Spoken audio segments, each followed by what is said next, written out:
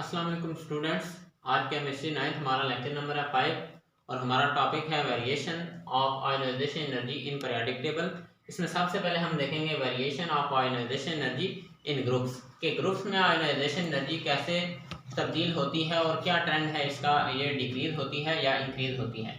तो सबसे पहली बात यह कि आयोनाइजेशन एनर्जी जो ग्रुप्स में डिक्रीज होती है उसकी वैल्यू जैसे ही हम डाउन द ग्रुप जाएंगे, टॉप से बॉटम जाएंगे ग्रुप्स में, तो उसकी वैल्यू क्या होती जाएगी, डिक्रीज होती जाएगी। अब हमें पता है कि कोई भी जो ट्रेंड है उसके लिए कुछ ना कुछ फैक्टर्स इन्वॉल्व होते हैं जो उस ट्रेंड पर असरअंदाज होते हैं, जो उसको अफेक्ट करते हैं। उन फैक्टर को हम देखते हैं कि 4 फैक्टर्स ऐसे हैं जो आयोनाइजेशन एनर्जी के चेंज होने में, इसके ग्रुप में इसकी वैल्यू डिक्रीज होने में जो अफेक्ट करते हैं। उनमें सबसे पहला जो फैक्टर है वो हमारे पास आता है न्यूक्लियर चार्ज। हमें पता है कि जब भी हम डाउन द ग्रुप जाते हैं किसी भी पीरियोडिक टेबल में, तो हमारे पास जो किसी भी एटम के ऊपर जो चार्ज होता है, जो उसके जो नंबर ऑफ प्रोटॉन होते हैं, जो न्यूक्लियस के ऊपर जो चार्ज होता है किसी भी एटम के अंदर, वो इंक्रीज होता है। क्योंकि जो है ना नंबर ऑफ प्रोटॉन बढ़ रहे हैं एटम में, इसका मतलब है जितने नंबर ऑफ प्रोटॉन बढ़ेंगे न्यूक्लियस के ऊपर चार्ज भी इतना ही बढ़ेगा। तो न्यूक्लियर चार्ज है जो इंक्रीज होता है डाउन द ग्रुप, इसका मतलब है कि it should increase ionisation energy.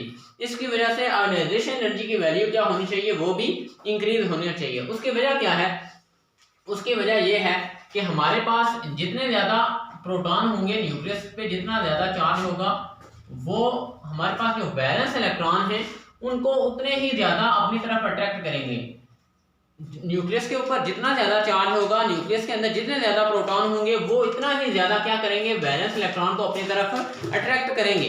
तो जितने ज्यादा प्रोटॉन ने जितना ही ज्यादा इलेक्ट्रॉन को अपनी तरफ खींचा होगा, अपनी तरफ पुल किया होगा, हमें उतनी ही ज्यादा एनर्जी चाहिए होगी इस इलेक्ट्रॉन को यहां से रिमूव करने के लिए। इसका मतलब है कि जब न्यूक्लियस के ऊपर चार्ज बढ़ता है तो उसका मतलब यह है कि आयोनाइजेशन एनर्जी भी बढ़नी चाहिए। लेकिन उसके बाद जो अगला फैक्टर है वो हम ये देखते हैं कि एटॉमिक साइज। एटॉमिक साइज क्या होता है कि हमने ये पढ़ा था कि हमारे पास जो न्यूक्लियस के सेंटर से लेकर हमारे पास जो आउटर मोस्ट शेल तक का जो डिस्टेंस है, इसे हम कहते हैं एटॉमिक साइज या एटॉमिक रेडियस।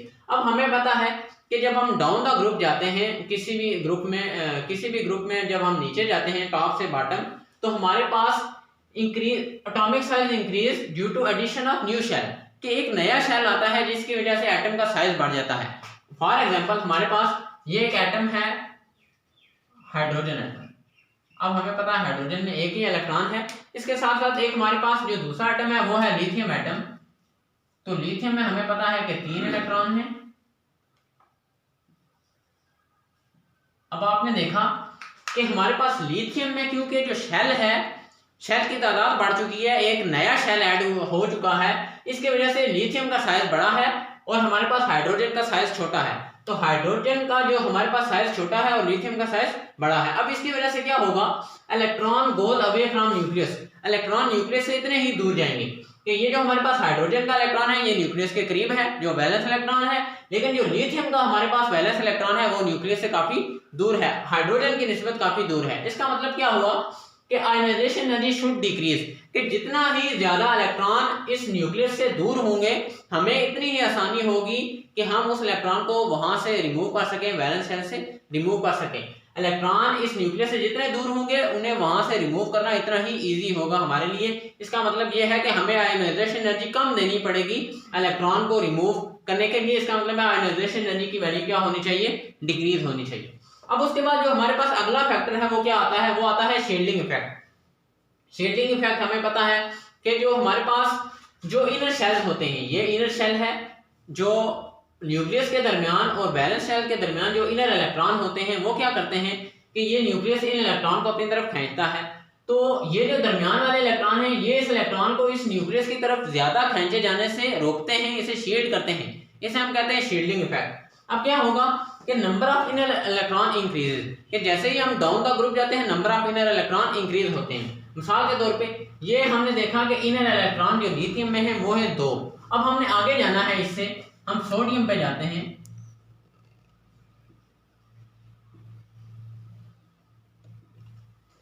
अब हमें पता है कि सोडियम के अंदर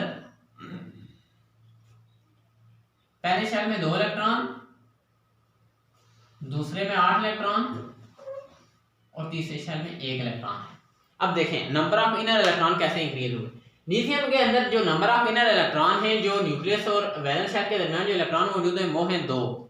अब इसी तरह सोडियम के अंदर जो न्यूक्लियस और वैलेंस शेल के दरमियान जो इलेक्ट्रॉन है, इस शेल में 2 हैं और दूसरे में 8 हैं। तो टोटल कितने इलेक्ट्रॉन हो गए हमारे पास? 10 इलेक्ट्रॉन हो गए। ये हमारे पास सोडियम के अंदर इलेक्ट्रॉन है। तो सोडियम के अंदर 10 है, लिथियम के अंदर 2 इलेक्ट्रॉन है। इसका मतलब यह है कि जैसे हम ग्रुप में नीचे जाते जाएंगे, नंबर ऑफ इनर जो इलेक्ट्रॉन है वो बढ़ते जाएंगे। यहाँ पर 10 है और यहाँ पर 2 है। जब नंबर ऑफ इनर इलेक्ट्रॉन बढ़ेंगे तो उसकी वजह से क्या होगा?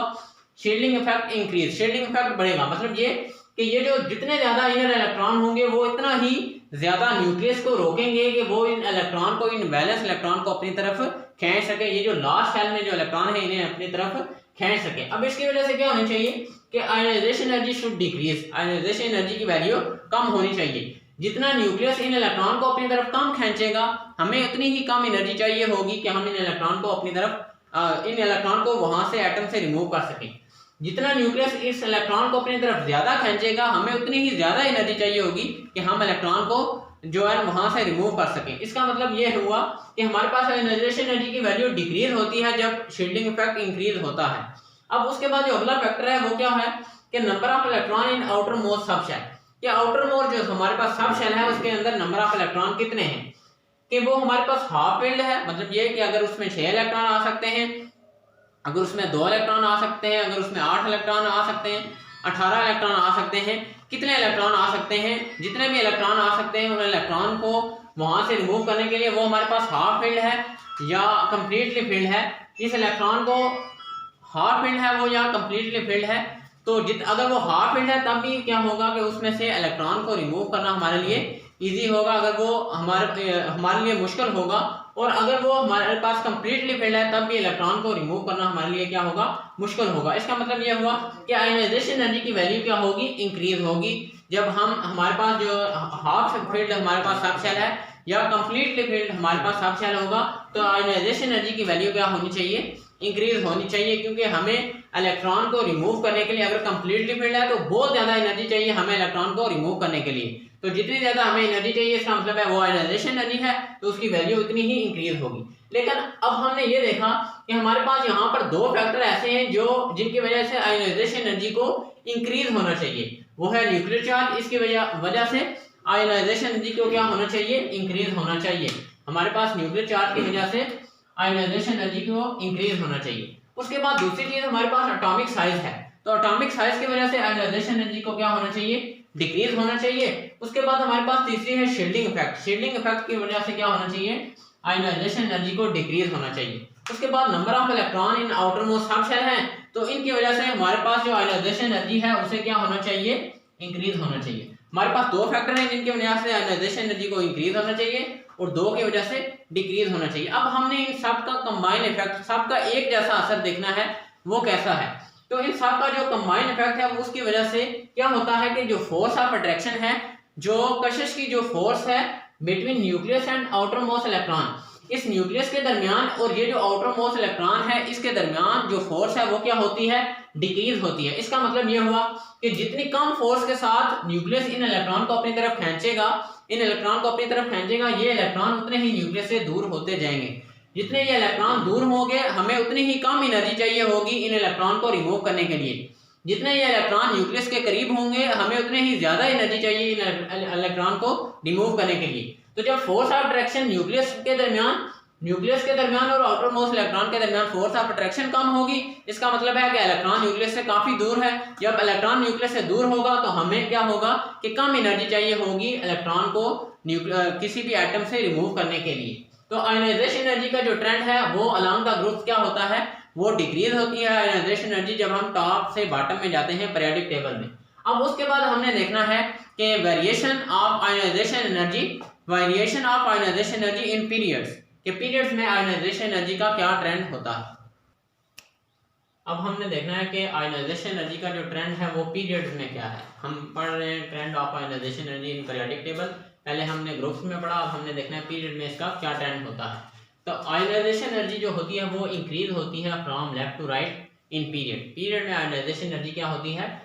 इंक्रीज होती है जब हम लेफ्ट से राइट जाते हैं पीरियोडिक टेबल में। तो हमारे पास आयोनाइजेशन एनर्जी की वैल्यू इंक्रीज होती है। अब उसके फैक्टर्स क्या हैं? पहला फैक्टर वो ये है कि nuclear charge increase by 1 unit, कि जैसे ही हम जो पीरियोडिक टेबल में लेफ्ट से राइट की तरफ जाते हैं पीरियड्स में, तो हमारे पास न्यूक्लियस के ऊपर जो चार्ज है उसकी वैल्यू 1 यूनिट इंक्रीज होती जाती है। मिसाल के तौर पे हमारे पास हाइड्रोजन है, तो उसके ऊपर जो +1 है उसका, तो उसका जो न्यूक्लियस के ऊपर चार्ज है, तो हमारे पास जो उससे अगला एलिमेंट है हीलियम, उसके ऊपर +2, ये हमारे पास उसके न्यूक्लियस के ऊपर चार्ज है। तो जैसे ही हम लेफ्ट से राइट जाते हैं पीरियोडिक टेबल में, तो हमारे पास क्या होता है कि न्यूक्लियस के ऊपर चार्ज इंक्रीज होता है। अब उसके बाद अगली जो चीज होती है वो होती है कि added electron enter same shell, कि जो इलेक्ट्रॉन ऐड होते हैं वो एक ही सेम शेल में ऐड होते हैं। मिसाल के तौर पे हमारे पास जो पीरियोडिक टेबल पीरियड्स में जो हमारे पास सेकंड पीरियड है उसके 2 एलिमेंट हैं। एक हमारे पास उसका एलिमेंट है वो है कार्बन, और दूसरा हमारे पास जो एलिमेंट है वो है उसका नाइट्रोजन। अब हमने देखना है कि 2 इलेक्ट्रॉन हमारे पास पहले शेल में कार्बन के, दूसरे में 4 इलेक्ट्रॉन, ये हमारे पास कार्बन आ गया, ये हमारे पास नाइट्रोजन है, पहले शेल में 2 इलेक्ट्रॉन, दूसरे शेल में 5 इलेक्ट्रॉन। अब हमने देखना यह है कि कार्बन के अंदर 6 इलेक्ट्रॉन है, इसके वैलेंस शेल में 4 इलेक्ट्रॉन है, नाइट्रोजन के अंदर 7 इलेक्ट्रॉन है, इसके वैलेंस शेल में 5 इलेक्ट्रॉन है।